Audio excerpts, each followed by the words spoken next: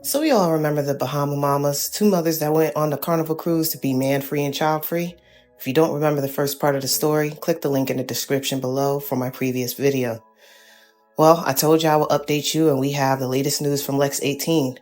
After two Central Kentucky women claimed they were assaulted at the resort in the Bahamas over the weekend of February 4th, they are thanking a nurse practitioner from Arkansas for being by their side in the aftermath. LaDonna Batty, a family nurse practitioner from Arkansas who was also on the women's cruise, happened to be in the area at the time the women were found incoherent. She made a comment saying, "Out of my 20-odd years of practicing, it was the worst scene that I had ever had to work. It was a horrible situation for both girls," Batty said. She added she believes, without a doubt, the women have been assaulted and are under the influence of drugs. Anybody should be able to go on a vacation and have a drink or have a Coca-Cola and take some pictures and not get brutally assaulted. Good evening, I'm Larry Smith. We are learning more about the alleged assault of two Kentucky women in the Bahamas last weekend. Tonight, the nurse who helped them is sharing her story. And for the first time, we're hearing from the resort where the suspects worked. LEX 18's Angela Parsky joining us now in studio tonight with the very latest. Andrew. Yeah, Larry, the two best friends from Central Kentucky were on a dream cruise last weekend, but Sunday morning they took an excursion off to a resort on Grand Bahama where they say staff members drugged and sexually assaulted them. Through what they're calling an act of God, another vacationer was there to help them soon after. We'll warn you, some details in this story may be disturbing or triggering. Dongela Dobson and Amber Shearer were making the most of the end of their tropical cruise Sunday. We just want to go to the beach and take pictures of the beach. When their day trip to a beach on the Bahamas took a turn. That was our worst day. The women say Pirates Cove Resort staff members drugged and sexually assaulted them. Bahamian police reporting they arrested two suspects soon after. Dobson and Shearer told us Tuesday they luckily had someone looking after them. She was our advocate. Had it not been for LaDonna advocating for us, I don't know what would have happened. LaDonna Batty, a family nurse practitioner from Arkansas, happened to be nearby when the women were found incoherent. Out of my 20-odd years of practicing, it was the worst scene that I had ever had to work. It was a horrible situation for both girls. She says she found Dobson and Shearer disheveled, sick, and bruised, staying with them until police arrived.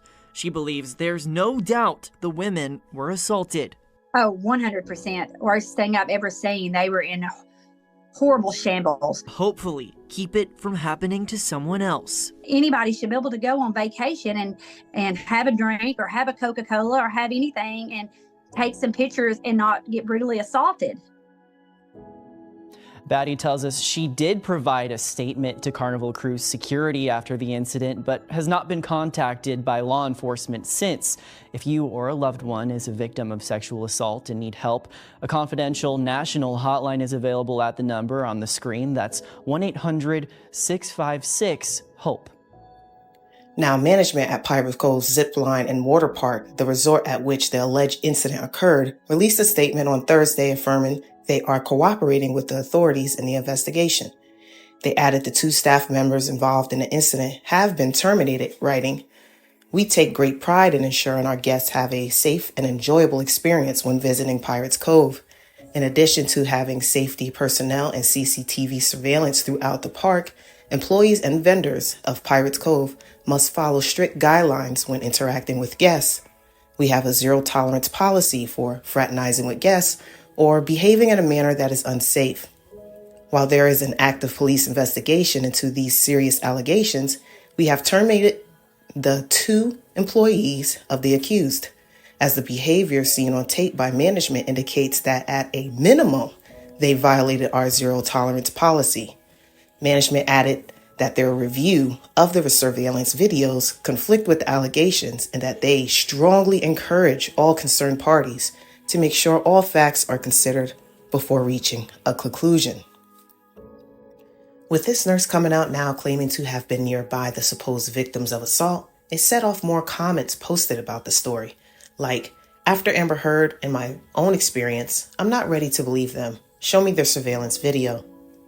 Let's see the tape. Why the delay? If they were assaulted, the responsible parties will pay dearly. If it's a lie, the women will be held accountable. Something seems off about this story, and I'm hearing updates that the story is changing dramatically. I hope this is investigated thoroughly. So my question is, why didn't she insist on having the kids done on them if this was a serious case as she claims? Why didn't she speak out prior since this happened on the 4th? They stated she hasn't been reached by authorities, but made it to the media first with her witness claim, and how these minor shin cuts and bruises was the worst she ever saw as a nurse, being in the field for 21 years. So yeah, I agree. The footage should be released. Now, both of these mothers are 31, one mother of 3 children and a second mother of a daughter.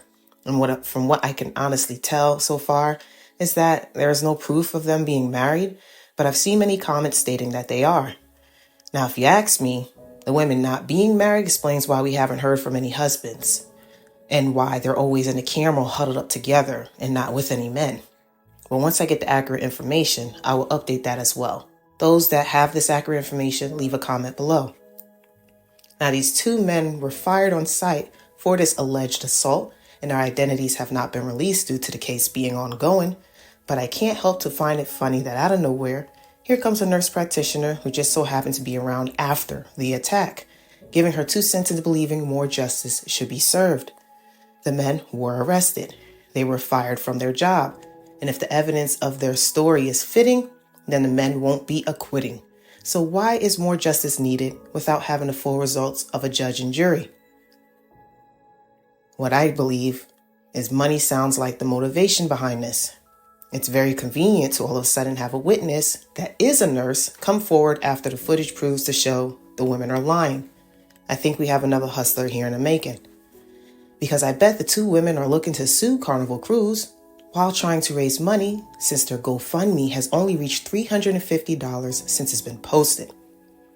Now, the 2 women are currently taking precautionary measures, including spending $4,000 on anti-HIV medication, but also looking for $10,000 from the victim supporting wallets on their GoFundMe. And of course, playing the drama card to the media will enhance their winnings. Now, with Baddie's medical advice about this situation, she would be considered a reliable witness on the woman's behalf. And if this does go to court and they get a lawsuit, she would be accepting to the concept of a payout for her assistance. But what do y'all think? Don't forget to like, comment, share, or subscribe to my channel. Hit all notification bells if you want more news reviews like this. Check out all the description links below. And as always, I thank you all for watching.